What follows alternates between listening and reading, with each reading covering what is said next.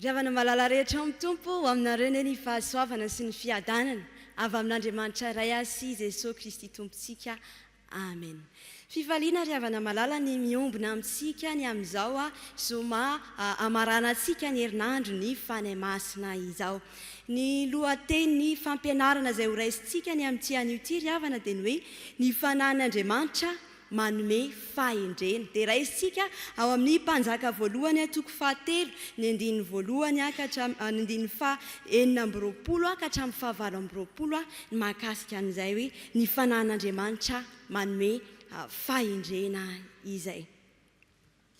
Raha miresaka fahendrentsika dia misy karazany fahendrena izay mety ho heverintsika hoe fa ahoana ary mahakasika an'izany.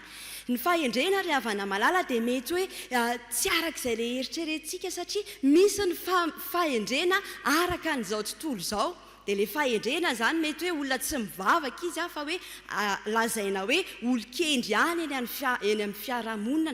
Le fahendrena azony zany dia mety hoe fahendrena avy ao amin'ilay fiarahamonina anankiray na avy amin'ny kolontsaina anankiray. Fa ny fahendrena izay resahana ry havana dia ny fahendrena araka an'Andriamanitra. Dia andika antsika ampitahakely mahasamihafa an'izany hoe fahendrena araka an'Andriamanitra zany sy ny fahendrena izay heverin'izao tontolo izao hoe fahendrena.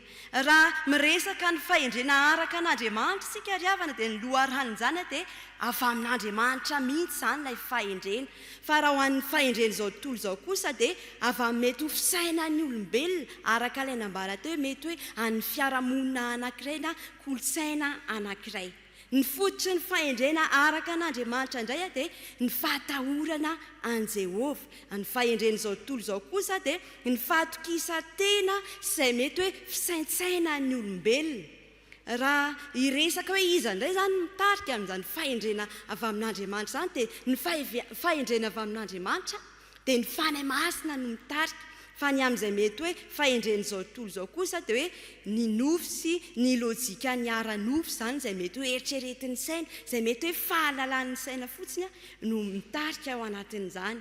Ary ny fomba fisainana moa zany raha hoe fahendrena araka an'Andriamanitra dia mitady mandrakariva izay hahatanterahana ny sitrapon'Andriamanitra, izay hikendrena hoe fanarahana ny sitrapon'Andriamanitra. Fa ny fahendrena izao tontolo izao kosa dia mitady izay mety hoe ho marina amin'ny fisainan'ny olombelona.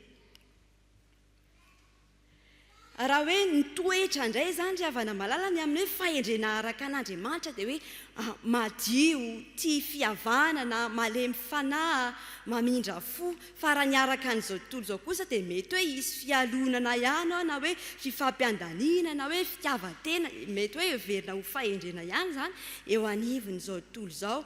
Ary raha mahakasika amin'ny fomba fandraisana fanapahan-kevitra indray dia ny fahendrena araka an'Andriamanitra dia miorina mandrakariva amin'ny tenin'Andriamanitra. Raha ny fahendrena izao tontolo izao kosa dia mety hoe miorina amin'ny tombontsoa, ny fahombiazana hita maso izay hatrany zany ny kendrena.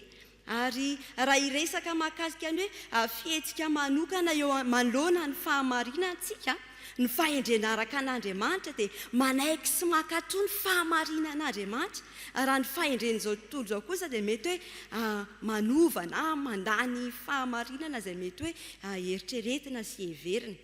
Raha aka ohatra araka ny Baiboly tsika ry havana malala araka ny soratra masina dia ny perikopa izay raisintsika androany moa zany raha ny andiny eo aloha dia Solomona izay nangataka ny fahendrena avy amin'Andriamanitra. Raha nanontanian'Andriamanitra izy hoe angatao azy izay tianao angatahana rehetra dia tsy vola aman-karena no nangatahana fa inona? Fahendrena. Ary mijery indray tsika ina moa zavatra nitranga tamin'ireo olona tao Babela ry havana malala izay nanao an'ny tilikambon'ny Babela. Mety heverintsika hoe fahendrena ny fikoanandohan'ireto olona reto firaisan-tsaina. Mety hoe fahendrena tokoa zany hoe tena niraisaina be mihitsy nyreto olona reto nanatanteraka an'ilay tilikambon'ny Babela. Fa mba ho tombontsoa manokana izy ireo nanatanterahany an'izany tilikambon'ny Babela zany izay everino fahendreny ny olombelona fa faharatsiana kosa eo anatrehan'Andriamanitra ary raha mahakasika ny hoe fijery an'i Kristy indray ry havana malala dia ny fahendrena araka an'Andriamanitra dia hoe tena Jesosy Kristy mihitsy ilay fahendreny Jesosy Kristy ny pirofo ny fahendren'Andriamanitra fa raha mijery ny fahendreny izao tontolo izao kosa tsika dia mety hevitra hoe fahadalàna zany hoe Jesosy Kristy zany fahadalàna zany filazantsara ny Jesosy Kristy zany dia inona moa zany ny fiafaran'ilay hoe fahendrena araka an'Andriamanitra dia hitantsika ny amin'izao famelabelarana izao ry havana malala fa ny fahendrena araka an'Andriamanitra dia maninona mahita tsara ve nareo ndao vakiantsika hoe inona ny fiafarany ilay araka an'Andriamanitra mitondra inona mitondra fiainana sy fitahiana fa ny fahendrena araka ny olombelona kosa ry havana dia mety mandalo sy mora levina ihany andeha ary tohizantsika ry havana hoe andeha hijery lalindalina kokoa ny mahakasika an'izany fahendren'Andriamanitra zany tsika raha hijery an'ilay perikopa izay novakiantsika teo ny fahendren'Andriamanitra dia raha mijery ny teny fototra zany tsika dia Okimany no ilazany azy izay midika hoe fahalalana, fahazava-tsaina, fahatakarana, faharanita-tsaina, fitarihana avy amin'ny fanahy masina zany hoe fahaizana miaina araka an'Andriamanitra, fahaizana mampiatra ny fahamarinana avy amin'Andriamanitra. Io zany ry havana malala tsy hoe fahendrena fotsiny hoe ohatra zany zao misy ankizy atao am-piangonana dia hoe ay tena mipetraka tsara kosa endry be kosa izy tsy metsiketsika mihitsy izy ao anatin'ny toriteny tsy mandederaky ny fiangonana mihitsy izy tena endry mihitsy ity zazy ity tsy izay akory zany ilay izy mety hoe endry ihany izy fa ilay fahendrena izay resahany eto dia hoe raha dikantsika amin'ny teny beko zany dia hoe intelligence mihitsy n'ilay izy dia tsy hoe fahalalana fotsiny ihany fa tena misy faharanita-tsaina, fahatakarana ary ireo fahalalana izay ananandreo ilay intelligence izay resahana ry havana malala dia miaraka amin'ny fitarihana avy amin'Andriamanitra dia hitantsika moa ny soratra masina izay manambaran'izany andao mba herahantsika mamaky anie ilay Isaia 1:12 raha mahita ianareo ary ny fanahin'i Jehova hitoetra ao aminy dia ny fanahin'ny fahendrena sy ny fahazava-tsaina ary ao amin'ny Jakoba 1:15 ary raha misy ianareo tsy manam-pahendrena aoka izy angataka amin'Andriamanitra zany hoe ilay fahendrena sy fahalalana zany dia tena zavatra avy amin'Andriamanitra fitarihana avy amin'Andriamanitra ny fanan'Andriamanitra ry havana malala dia manome fahendrena mba hamatarana izay zava-miafina ao am-po hitantsika ao amin'ny 1:20 ka hatramin'ny 7:20 ny mahakasika an'izany zany hoe ilay ao anatin'ny fon'ny olo ao zany dia mifanan'Andriamanitra dia mampahafantatra an'izay ao anatin'ny fon'ny olona ao raha hiresaka fotsika amin'ny teny fototra araka ny soratra masina dia ao anatin'ny fo io no ivo ny eritreritra rehetra ao anatin'ny fo io zany no ahafana hoe misafidy dia ao zany ny fiaviany ny fihetsem-po rehetra dia io fo io ry havana malala fantatritsika tsara ny toetra an'Andriamanitra fa Andriamanitra moa raha ny Samoela voalohany 1:12 ny 17 no resahana dia Andriamanitra dia tsy mitovy fomba fijery antsika tsika olombelona mety hoe mijery ivelany fa Andriamanitra dia mijery ninona mijery ny fo izy dia tsy tahaka ny fijeriny olombelona zany ny fijerin'Andriamanitra any ka rehefa manana ny fanahany fahendrena manana ny fanahin'Andriamanitra ny olona dia tonga koa hoe tsy mijery toy ny fijeriny olombelona an'Andriamanitra zany tonga koa hoe lasa mijery ny fo ihany koa dia mahay manavaka sy mamantatra tsara izay ao anatin'ny sain'ny olona fa tsy mijery ivelambelany fotsiny zany ary mahay mandinika sy mamakafaka tsara fa ny fahendrena avy amin'Andriamanitra koa ry havana malala ny fahendrena avy amin'ny fanahy ihany koa dia mitondra aina fa tsy mitondra fandringanana mitondra aina fa tsy mitondra fandringanana dia hitantsika ny tantara izay niseho tao anatin'izao soratra masina izao raha namaky teo tsika nizotra tsara ny ten'Andriamanitra izay nivakiantsika teo dia tantaran'iza moa ilay izy teo ry havana tantaran'le renim-pianakaviana anankiroa. Reto renim-pianakaviana anankiroa reto zany a dia natory a tamin'ny alina dia samy miaraka ny zanany avy izy mirahavavy. Dia rehefa natory tao ry zareo a dia naninona le anankiray moa? Voatsindry tao zany le zanak'le anankiray a dia maty. Dia fetsifetsy amin'izay moa zany ty renim-pianakaviana anankiray ty hita fa tsy nisy aina intsony le zaza. Dia nendrikendrehany amin'izay hoe tsy zanako io maty io fa zanak'indry io raha raisika amin'izay. Dia mifanendrikendrika teo zany fa ahoana mihitsy dia any ka tonga teo anatrehan'i Solomona mpanjaka ny raharaha. Rehefa tonga teo ry havana malala dia naneo hoe ahoana kay mahasarobidy an'izany aina zany satria resaka aina le resahana teto. Dia ny aina indray raha jerevantsika ny teny fotra dia hoe midika fiainana, fahavelomana ary Andriamanitra ry havana malala dia Andriamanitra ny fahavelomana. Hitantsika ny amin'ny tantara izay niseho teto fa zava-dehibe amin'Andriamanitra izany fahavelomana izany. Ary dia hitantsika mihitsy aza fa ny antony izay nandefasan'ny Andriamanitra an'i Jesosy Kristy tetỳ tany anie dia tsy sitrany isika aninona? Ho faty fa sitrany indrindra isika mba ho velona. Ho velonaina soamatsara izany hoe Andriamanitra te hanome fiainana ho antsika. Jesosy Kristy dia tonga mba haninana? Mba hananantsika fiainana sady hananantsika be dia be.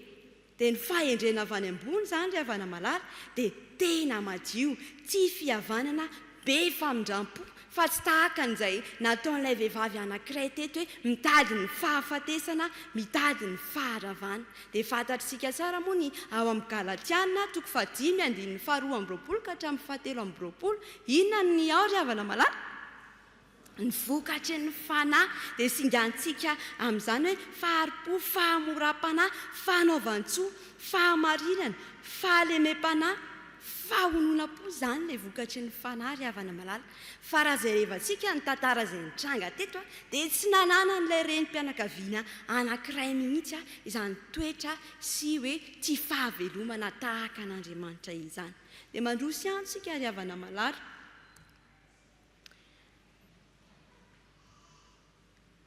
Ny fahendrena avy amin'ny fanahy koa dia mitondra aina fa tsy mitondra fahafatesana arak'izay efa nambara teo. Fa ny fahendrena avy amin'Andriamanitra koa ry havana dia miteraka fijoroana vavolombelona. Miteraka inona hoe ry havana? Miteraka fijoroana vavolombelona. Fa inona moa zany le hoe fijoroana vavolombelona izay resahana eto? Ny olona rehetra, ny vahoaka an'Andriamanitra rehetra, raha nahita ny zavatra nitranga, ny hetsika izay nataon'i Solomona mpanjaka nanoloanan'izay zava-nitranga tamin'izy mirahavavy, raha ny tsaran'izy mirahavavy izy dia niteraka tahotra tao anatin'ireto vahoaka an'Andriamanitra rehetra izany.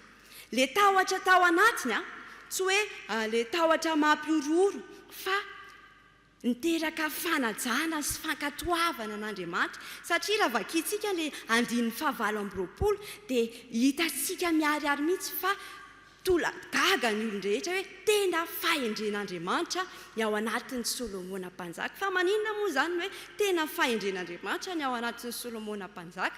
Satria rehefa nandinika tsara ny zavatra nisy Solomona ry havana malala dia nijery araka an'ilay hoe tsy nijery ivelambelany fotsiny ihany fa nandinika tsara, nanadiady tsara ny zava-misy rehetra avy amin'izay nitenenin'izy mirahavavy avy nanoloana ny tranga. Dia izao nanapa-kevitra izy hoe ny tenin'ilay vehivavy anankiray raha ny teny Solomona hoe zaraina roa zany ilay zazakely dia samy mahazo ilanilany avy nareo. Dia ny réaction an'ilay reny anankiray ahoana? Aleo zaraina roa mihitsy dia amin'izay maninona? Amin'izay tsisy manana. Fa le an'ilay anankiray kosa dia hoe meo anazy ary ilay zaza dia aleo izy ho velona ihany.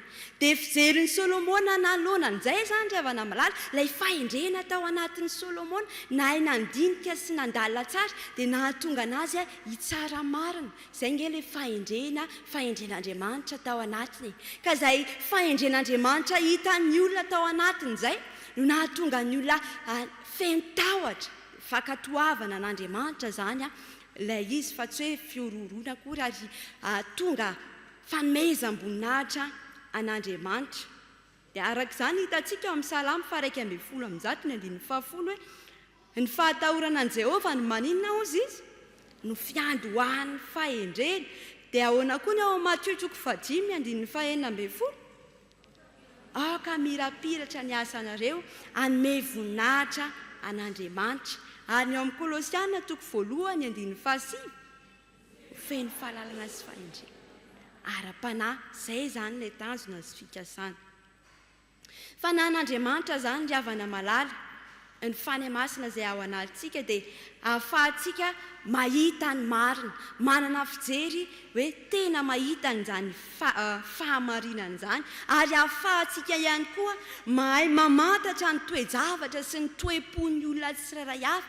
Tsy ilay hoe zavatra ivelambelany izany fa tena mahita hoe ohatry ny ahoana ilay toe-pon'ilay olona, ohatry ny ahoana kay ilay zavatra misy sy mitranga, ary ahafahantsika mitsara marina, mitondra amin'ny fahamarinana izany, maneho hoe tena marina tokoa ilay zavatra izay tenentsika sy ambarantsika raha mijery olona anankiray tsika. Ary indrindra ahafahantsika manao ny sitrapon'Andriamanitra mandrakariva eo amin'ny fiainantsika, ary ihany koa ahafahantsika manangana fa tsy sanatry hoe mandringana indray tahaka an'izay nataon'ilay vehivavy anankiray teo, ary indrindra manarina ny fiainan'olona amin'izay zava-mitranga rehetra, ary ihany koa miaro ny aina izay efa nomen'Andriamanitra, fa indrindra ry havana malala fanandratana, fanomezana voninahitra an'Andriamanitra, ary ho fanajana an'Andriamanitra sy hiteraka fankatoavana an'Andriamanitra ny amin'izay mety hoe fahendrena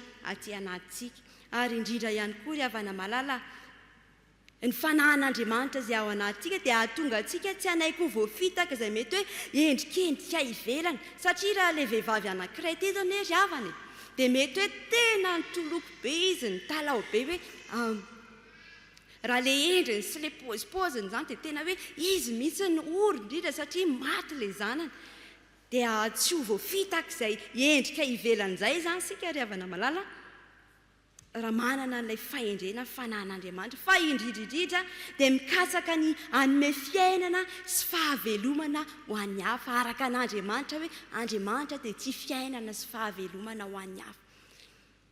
Tsy tahaka n'ilay vehivavy teto hoe dia samby tsy manana izany fa aleo ho faty ihany ilay zaza, fa manao sarobidy sy zava-dehibe any ny aina. Sika malagasy havana malala dia manana ny toe-tsaina somary hafahafa io izay mety hoe heverintsika hoe tsy fahafatesana fa tena fahafatesana ho an'ny hafa. Ndao antsika haka ohatra anankiray raisika zany hoe eo amin'ny fiarahamonina anankiray, eo amin'ny tanàna anankiray dia nanokatra épicerie Ibenjakely. Rehefa nanokatra épicerie Benjakely dia tena nandeha be mihitsy ny tsena ny Benjakely io, tena hoe niroborobo be mihitsy izany ilay tsena ny Benjakely. Dia nahita an'izay koa i Ra George, dia naninona koa Ra George, lasa koa izy nandeha nanokatra épicerie eo akaiky eo. Dia raha mandinika ny fiaina malagasy sika ry havana malala dia ohatrohatry izany daholo any zavatra mitranga. Dia ilay nanokatra anankiray iny izany Ra George dia maninona ny Benjakely, mamono an'ilay tsena ny Benjakely. Dia izany izao mety tsieritreretintsika hoe fahafatesana fa izany mihitsy ilay toe-tsaintsika malagasy ry havana malala. Isika dia manana an'izay fomba fisaina an'izay hoe be felonantsika ary mijery ny hafa hoe aleo rangahy samy tsisy manana zany rehefa hoe tsy hanala izy na hoe tia hananan'ny hafa dia te hananan'ny hafa ihany koa. Tranga anankiray izay hita tany amin'ny Facebook tany ity tranga ity tamin'ny taona lasa iny, nisy vehivavy anankiray dia nanambady izy. Dia rehefa nanambady izy dia nisaraka tamin'ity vadiny ity fa niaraka tamin'ny olona, lasa niaraka tamin'ny olona hafa indray zany ilay vadiny. Dia tao aorianan'izay dia tena feno felonana be ilay vehivavy, ary nampivarahontsana ry havana malala, namaky ny zavatra niseho tamin'izany fa izao natao ino ilay lehilahy, ny vonoiny ilay lehilahy dia ozy izy ny tany an-tsany hoe aleo rehefa tsy hanahy ihany izy dia samy manino, samy tsy misy manana. Fomba fisainana feno habibiana ary miatraika amin'ilay hoe aina izay sarobidy an'Andriamanitra izany ry havana malala. Andehantsika mba tena hanana an'ilay fahendren'Andriamanitra ao anatintsika.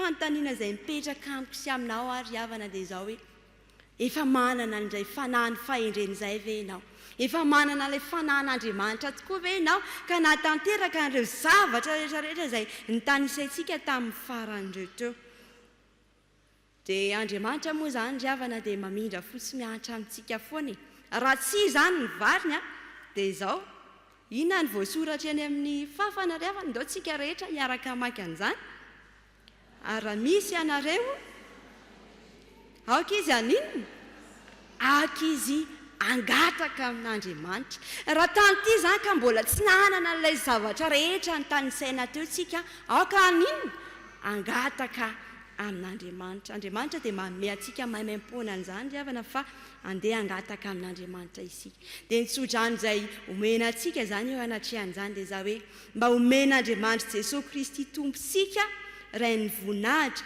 ho anareo ny fanahy ny fahendrena sy ny fanambarana amin'ny fahalalana azy tsara ao amin'ny Efesiana 1:17 indray tsika rehetra hiaraka amaky an'izany soratra masina izany ry havana malala ho famaranana an'izao afatr'Andriamanitra izao ahoana hoe voalaza ny Efesiana 1:17 mba omen'Andriamanitra